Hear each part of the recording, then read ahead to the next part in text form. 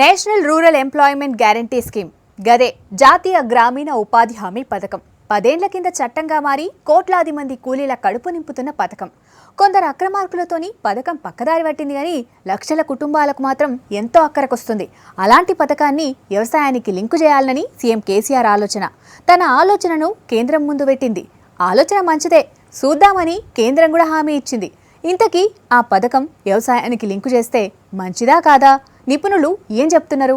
ఉపాధి హామీ పథకంపై వేసిక్ స్పాట్లైట్.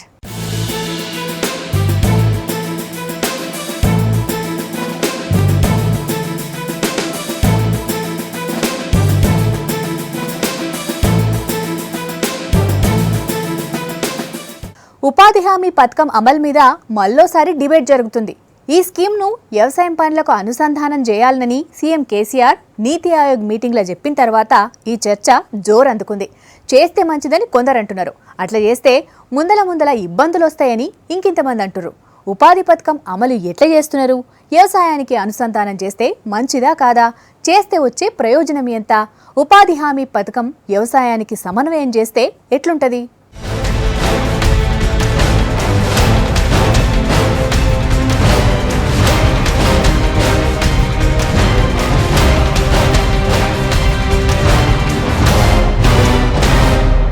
ఉపాధి హామీ పథకాన్ని వ్యవసాయానికి అనుసంధానం చేయాలని కొంతకాలంగా చర్చ నడుస్తోంది.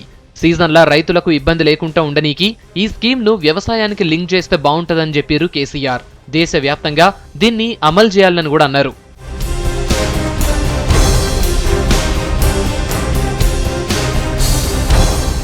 ఇట్లా ఈ రెండింటికి లింక్ చేస్తే కూలీలకు ఇటు రైతులకు ఇద్దరికీ ఫాయిదా ఉంటదనేది కేసీఆర్ అభిప్రాయం. కూలీలకు సగం కూలీ ప్రభుత్వం ఇస్తే మిగిలిన సగం రైతులే ఇస్తారన్నది సీఎం ఆలోచన. మళ్ళా ఈ స్కీమ్ను ఎట్లా లింక్ చేయాలి, రైతులు సగం భాగం పంచుకునుడు సాధ్యమయ్యే ముచ్చట్నేనా అనే విషయాల మీద ఇంకా క్లారిటీ లేదు. ఇప్పటికైతే దీని మీద మంచి అభిప్రాయమే వచ్చింది. ఈ ఉపాధి హామీ పని వ్యవసాయానికి అనుసంధానంగా ఉంటే రైతులు లబ్ధి పొందుతారు. ఉపాధి హామీ కూలీలకు కూడా ఉపాధి దొరుకుతుంది. రైతులకు లాభదాయకంగా, ఉపాధి హామీ కూలీలకు లాభదాయకంగా ఉంటుంది. అయితే ఉపాధి హామీ పని వల్ల పంటలు వేసుకునే సమయంలో కానీ మొక్కలు వేసుకునే సమయంలో కూలీలు దొరకక రైతులకు చాలా ఇబ్బంది అవుతుంది. ఈ ఉపాధి హామీ పని వ్యవసాయానికి అనుసంధానంగా చేస్తే రైతులకు బాగుంటుంది, ప్లస్ ఉపాధి హామీ కూలీ దొరుకుతుందని ప్రభుత్వాన్ని కోరుకుంటున్నాం. కిందటేడు మనతాన కూడా పంటలు చేతికొచ్చే టైంకు కూలీలు లేక కొన్ని జిల్లాలల్లా పంటలు చెలకల్లనే ఉండిపోయినాయి. టైంకు కూలీలు దొరకనందుకు పత్తి, మిరప, వరి, జొన్న అసంటి చేన్లు కొయ్యనీకి ఇబ్బందులు పడ్డరు రైతులు. దానికి తోడు కూలీ రేట్లు పెరిగిపోయినాయి. ఏ పంట సాగు చేసినా కూడా పెట్టుబడి కూడా వెళ్తలేదు. పెరిగిన కూలీ రేట్లను భరించే స్థితిలో రైతులు కూడా లేరు. అందుకోసానికి వ్యవసాయాన్ని లింకప్ చేయాలనే అభిప్రాయం ముంగట్టుకొచ్చింది. ఒకసారి ఏమవుతుందంటే చిన్న వ్యవసాయదారుడు కూడా పొలం కోసుకోవాలి అనంటే, ధాన్యం కోసుకోవాలనంటే కూలీలు సకాలంలో లేక ఎండిపోయిన పరిస్థితులు కూడా ఉన్నాయి. అందువల్ల ఇది మంచి ఆలోచనే. జాతీయ ఉపాధి హామీ పథకాన్ని మొత్తం దేశంలో వ్యవసాయానికి అనుసంధానం చేసి వ్యవసాయ పనులు రైతు ఎక్కడైనా తనకు వ్యవసాయ పంటలు కోతలు కానీ, నాట్లు కానీ, ఇతర పంటలు కానీ చేసుకున్నప్పుడు ఆ రైతు ఒక అప్లికేషన్ పెడితే మరి రైతు ఎంత ఇవ్వాలి, ఉపాధి హామీ పథకం నుంచి ఎంత ఇస్తారు అనేది అది జాతీయ స్థాయిలో నిర్ణయం కావాలి. ఏదేమైనా దీనివల్ల ఉత్పత్తి బాగా పెరుగుతుంది, రైతుకు కష్టాలు దూరం అయిపోతాయి. మెకనైజేషన్ కాలేదు కాబట్టి ఆలోచన మంచిదే. ఇది ఇప్పుడు ఈ ప్రభుత్వం ఆలోచన చేసినా ఇది చాలా కాలం నుంచి పార్లమెంటరీ కమిటీ ముందు ఉన్న సమస్యనే. కొంతమేరకు చేసిన మాట వాస్తవం కానీ సంపూర్ణంగా చేయలే. ఇది ఉపాధి హామీ పథకం సంపూర్ణంగా వ్యవసాయానికి అనుసంధానం చేయడం వల్ల వ్యవసాయ ఉత్పత్తులు పెరుగుతాయి, రైతుల ఇబ్బందులు దూరం అయిపోతాయి. ఇది మంచి కార్యక్రమం. మన తాన 80% మంది రైతులు 10 ఎకరాల లోపటున్నోళ్లే. వీళ్లే పంటలు చేతికొచ్చే టైంలా ఇబ్బందులు పడుతుర్రు.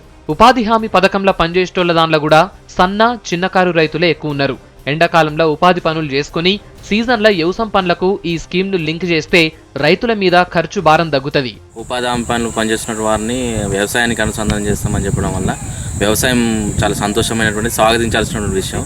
ఇప్పటికీ ప్రభుత్వం ఆలోచించి ఈ ఉపాధి హామీ పని అనేటువంటిది మొత్తం కూడా బయట కాకుండా వ్యవసాయం చేస్తున్నటువంటి కలుపులు కలవడం కానీ, అట్లా మక్కదవడం కానీ, ఇంకా వ్యవసాయంలో ఏ పనులున్నా అంటే వ్యవసాయం సంబంధించిన పనులను కూడా ప్రభుత్వం అనుసంధానం చేయడం అనేటువంటిది సంతోషకరమైనది. దీనివల్ల వ్యవసాయం అభివృద్ధి చెందుతుంది కాబట్టి ఇది స్వాగతించాల్సినటువంటి విషయంగా కోరుతుంది. ఈ స్కీమ్ కింద ఇప్పటికే కొన్ని రకాల వ్యవసాయం పనులు చేస్తుర్రు.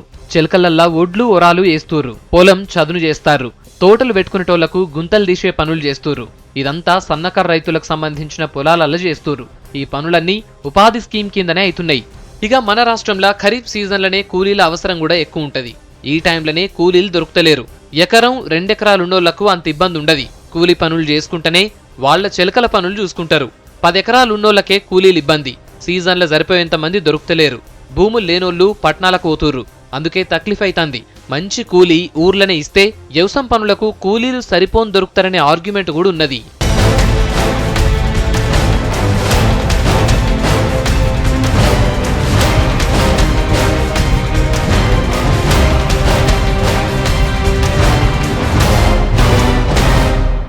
మన రాష్ట్రంలో ఉపాధి హామీ కూలీలు ఎంతమంది ఉన్నారు? దీన్ని అమలు ఎట్లా చేస్తున్నారు? కూలీలుగా ఉంటూనే వ్యవసాయం చేస్తున్న వాళ్ళు ఎంతమంది ఉన్నారు? ఈ స్కీమ్కు లింక్ చేస్తే వచ్చే ఇబ్బంది ఏంది? వ్యవసాయానికి ఈ స్కీమ్ని లింక్ చేస్తే ఎఫెక్ట్ ఎట్లుంటుందో ఓసారి చూద్దాం.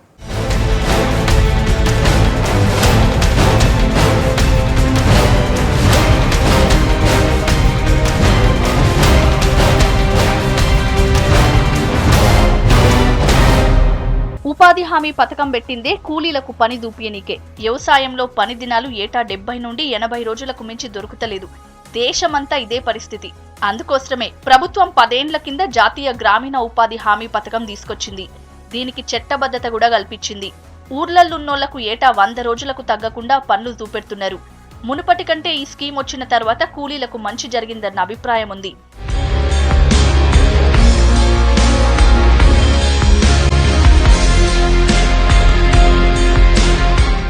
వ్యవసాయం రంగంలో పని దినాలు 300 రోజుల నుంచి 180 రోజులకు తగ్గినాయి. ఆ తర్వాత వ్యవసాయం సంక్షోభంలో పడే కొద్దీ దాంట్లో పని తగ్గిపోవడం మొదలైంది. ఆ తర్వాత మిషన్లు వచ్చినాయి. కూలీలకు పని లేకుండా పోయింది.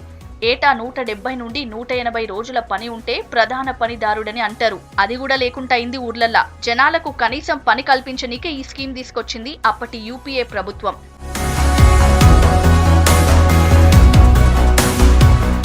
మనతాన కూడా వ్యవసాయంలో పనులు దొరకడం లేదు. ఈ స్కీమ్ తోటి కూలీల చేతుల్లో 4 డబ్బులు పడ్డవి. కరువు కాటకాలు వచ్చినప్పుడు, వ్యవసాయం ముందుకు సాగనప్పుడు కూలీల్ని ఆదుకున్నది ఈ స్కీమే.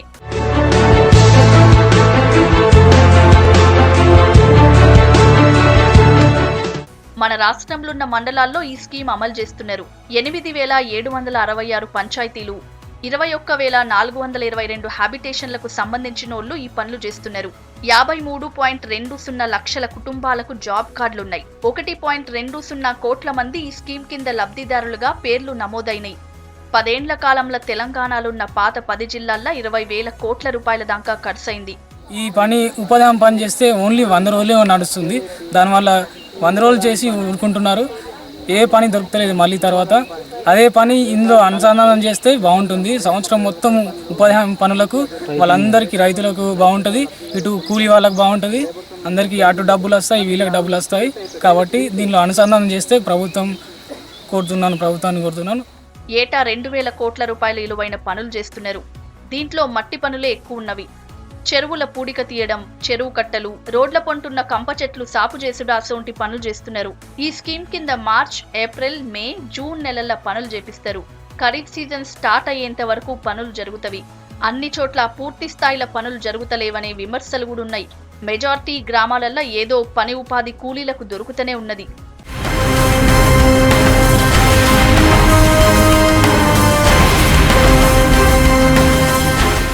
దీని కింద జాబ్ కార్డులు పొందిన దాంట్లో 70% పైనే సన్న, చిన్నకారు రైతులున్నారు.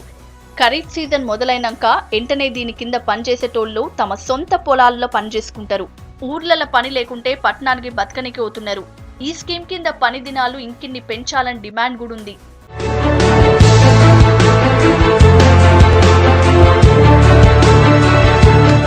స్కీమ్ను వ్యవసాయానికి లింక్ చేస్తామంటే కొందరు అభ్యంతరం చెప్తున్నారు. ఇప్పటికే కొంత లింక్ చేసి పనులు కూడా చేస్తున్నారు.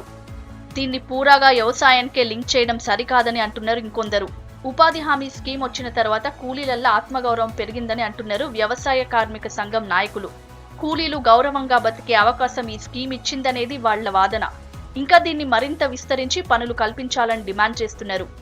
దేశవ్యాప్తంగా గ్రామీణ ప్రాంతంలో పని లేనటువంటి కుటుంబాలను ఆదుకోవటానికి, పస్తులు లేకుండా చూడటానికి, ప్రజలను బతికించడానికి ఉపాధి హామీ పథకం వచ్చింది.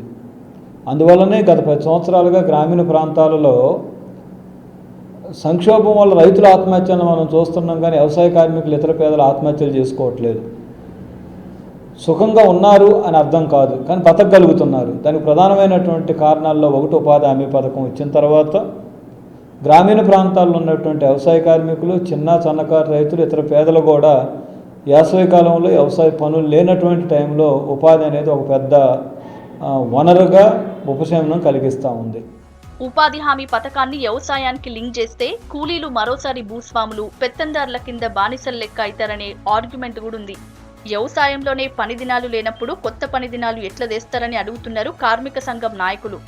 రైతులు నష్టపోవడానికి కూలీలే కారణమని అనడం కూడా కరెక్ట్ కాదన్నది వాళ్ల వాదన. ఉపాధి హామీ అనేది పని కల్పించడం ఒక్కటే కాదు, గ్రామీణ ప్రాంతంలో భూస్వాములు అలాగనే వెట్టి చాకిరీ చేయించుకునే వాళ్ళని ఎదిరించడానికి ఉపాధి హామీ ఒక సాధనం అవుతుంది.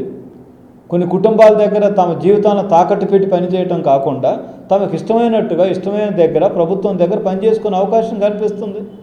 గ్రామీణ ప్రాంతాల్లో వ్యవసాయ కార్మికులకు బేరమాడే శక్తి వచ్చింది. అలాగనే అప్పులు రాయితీ కూడా పుడతా ఉంది. మహిళలకి ఏ పనిలో సమానమైన వేతనం లేదు, ఒక ఉపాధి హామీ పనిలో మహిళలకు కూడా సమానమైన వేతనం వస్తుంది. కూలీలు లేకుండా ధాన్యం ఉత్పత్తి అవుతున్నది కదా, పత్తి, మిర్చి అసొంటి పంటలు మార్కెట్లకు వస్తున్నవి కదా అని అంటున్నారు వ్యవసాయ కార్మిక సంఘం నాయకులు. ఇది కూలీల్ని ఇబ్బంది పెట్టే ముచ్చటనే అంటున్నారు. దీనికి కౌంటర్ ఆర్గ్యుమెంట్ కూడా అట్లనే ఉంది. వ్యవసాయంలో పురాగా మెకనైజేషన్ అయితే కూలీలతోని అవసరం ఉండదు. ఇప్పుడు కొన్ని పంటలు కొంతవరకే మిషన్లతోని పనులు చేస్తున్నారు. అందుకే కూలీల అవసరం ఉందని అంటున్నారు. ఓ మోస్తారు రైతులకు కూలీలు దొరకక పంటలు కోయకుండా వదిలేస్తున్నారని అంటున్నారు. వ్యవసాయానికి కూలీల అవసరం బాగా ఉంటుంది, మెకనైజేషన్ కాలేదు పూర్తిగా. అందువల్ల వ్యవసాయ కూలీలు లేనందువల్ల, సంపూర్ణంగా మెకనైజేషన్ కాకపోవడం వల్ల వ్యవసాయం చేయాలి అని అంటే అనేకమైన ఇబ్బందులు వచ్చినాయి. ఒక్కొక్కసారి ఏమవుతుందంటే చిన్న వ్యవసాయదారుడు కూడా పొలం కోసుకోవాలి అని అంటే, ధాన్యం కోసుకోవాలంటే కూలీలు సకాలంలో లేక ఎండిపోయిన పరిస్థితులు కూడా ఉన్నాయి. మొత్తానికి ఉపాధి హామీని వ్యవసాయానికి లింక్ చేయడం మీద భిన్న అభిప్రాయాలు వ్యక్తమవుతున్నాయి.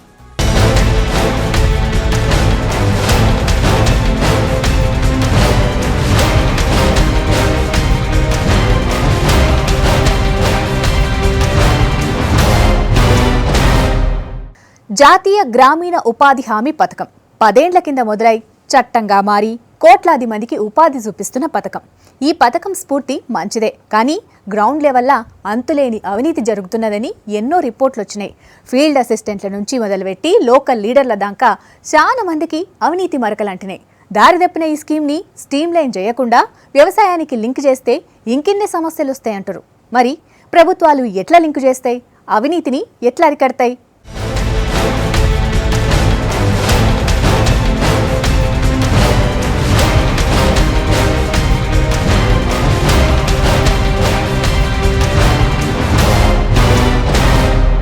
ఉపాధి హామీ కూలీలకే కాదు, కొంతమంది అవినీతి పరులకు కూడా ఉపాధి చూపెడుతుంది. ఏటా దేశం మొత్తం మీద వేల కోట్లు ఖర్చు పెడుతుంది కేంద్ర ప్రభుత్వం. రాష్ట్రాల జనాభా ఆధారంగా కేటాయింపులు చేస్తుంది.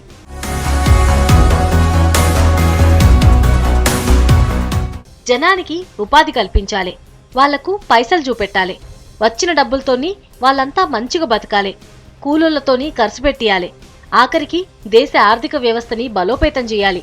ఇది ఈ స్కీమ్ తెచ్చిన ఉద్దేశం. ఎండాకాలం అంటేనే కరువు కాటకాల కాలం. అట్లాంటి కాలంలా పన్నులు లేక పస్తులుండేటోళ్లు కోట్లాది మంది కూలోళ్లు.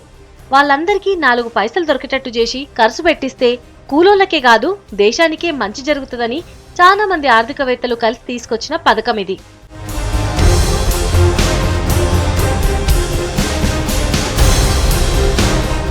అందుకే దీన్ని 2005 ఆగస్టులా పార్లమెంట్లో పెట్టి చట్టంగా మార్చిండ్రు. గ్రామీణాభివృద్ధి మంత్రిత్వ శాఖ కింద దీన్ని నిర్వహించాలని రాష్ట్ర ప్రభుత్వాల సహకారంతోని కేంద్రం పర్యవేక్షిస్తది. ఏటా 100 రోజులు పనిదినాలు కల్పించాలని రూపకల్పన చేసిండ్రు.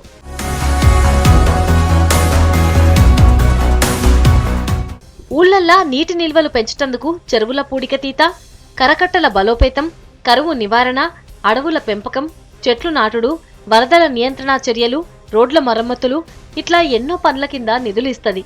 వాటిని రాష్ట్ర ప్రభుత్వం ఖర్చు పెడుతుంది.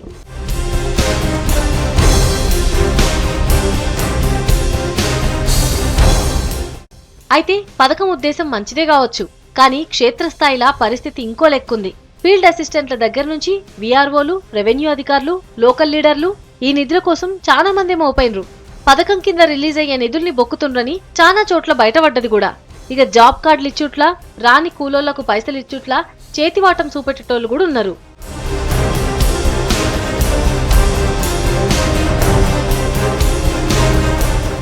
వీటికి తోడు అసలు పనులే చేయకుండా నిధులు బొక్కిన ఘటనలు చానే ఉన్నాయి. ఉపాధి హామీ నిధుల మీద పర్యవేక్షణ కరువై చాలా వరకు పక్కదారి పడుతున్నాయన్న వాదనలున్నాయి.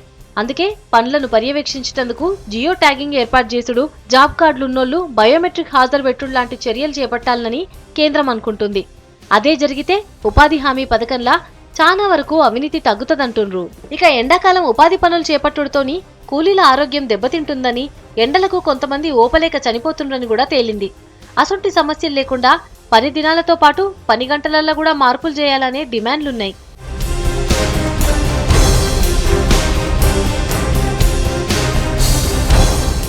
ఉపాధి హామీ పథకంలా చాలా లొసుగులున్నాయన్నది అందరికీ తెలిసిన వాస్తవం. ముందు ఈ స్కీమ్ ని స్ట్రీమ్ లైన్ చేయకుండా వ్యవసాయానికి లింక్ చేస్తే మొదటికే మోసం వస్తుందంటుండ్రు నిపుణులు. రైతుల్ని ఆదుకోవాలి, కూలీలు బాగుపడాలి, టోటల్ గా గ్రామాలు కలకలలాడాలి. అందుకే దీన్ని పర్ఫెక్ట్ గా తయారు చేసి పర్యవేక్షిస్తే మంచి ఫలితాలొచ్చే అవకాశం ఉందంటుండ్రు ఎక్స్పర్ట్స్.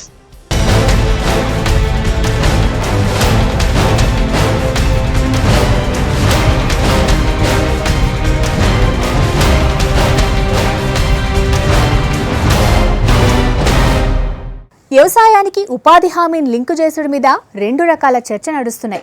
కేంద్ర ప్రభుత్వం దీని మీద ఏ నిర్ణయం తీసుకుంటుందో చూడాలి. ఉన్న చోటనే కూలీలకు పని దినాలు ఎక్కువిస్తే మంచిదే.